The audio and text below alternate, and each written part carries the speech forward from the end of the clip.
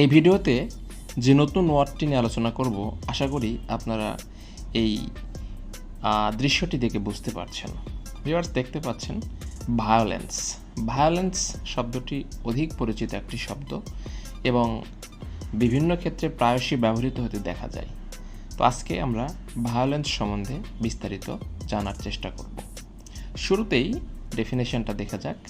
The use of physical force to harm someone, to damage property, or to intimidate or control others।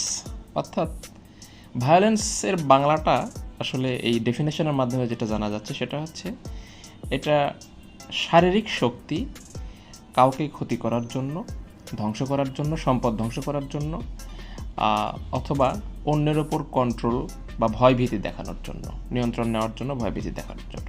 তো এরপরে আমরা একটা sentence লক্ষ্য করি। The country is facing increasing violence due to political unrest. I repeat, the country is facing increasing violence due to political unrest. অর্থাৎ রাজনৈতিক অস্থিরতার কারণে দেশটি ক্রমবর্ধমান সহিংসতার মুখে পড়েছে। তো এই সেন্টেন্স থেকে আশা করি আপনারা অনুমান করতে পেরেছেন যে ভায়োলেন্স শব্দের বাংলা অর্থটা আসলে কী দাঁড়ায়।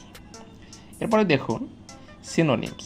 অর্থাৎ ভায়োলেন্স শব্দটি আপনারা যদি ব্যবহার করতে না চান তাহলে ভায়োলেন্সের বিকল্প বা অল্টারনেটিভস বা সিনোনিম হিসেবে এই শব্দগুলো ব্যবহার করতে পারেন। শুরুতেই অ্যাগ্রেশন। অ্যাগ্রেশন মানে হচ্ছে আক্রমণাত্মকতা। ব্রুটালিটি।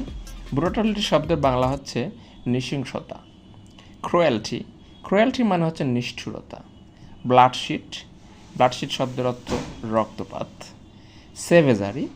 সেভেজারি মানে হচ্ছে বর্বরতা। ফোর্স। ফোর্স মানে বল প্রয়োগ। অ্যাবিউজ। অ্যাবিউজ মানে হচ্ছে নির্যাতন। তো ভিউয়ার্স, এই যে সিনোনিমসগুলো এখানে দেখানো হয়েছে এবং সিনোনিমসের বাংলাগুলো একসাথে এখানে দেখানো হয়েছে, এই সবগুলোই কিন্তু ভায়োলেন্স। সবগুলোই কিন্তু ভায়োলেন্সের সাথে ইন্টার রিলেটেড। এখন দেখুন যে ভায়োলেন্সের প্রকারভেদ, অর্থাৎ কত ধরনের ভায়োলেন্স হতে পারে।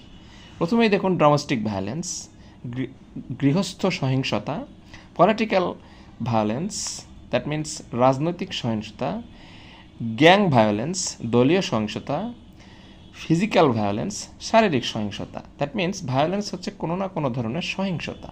আশা করি বুঝতে পেরেছেন। ধন্যবাদ।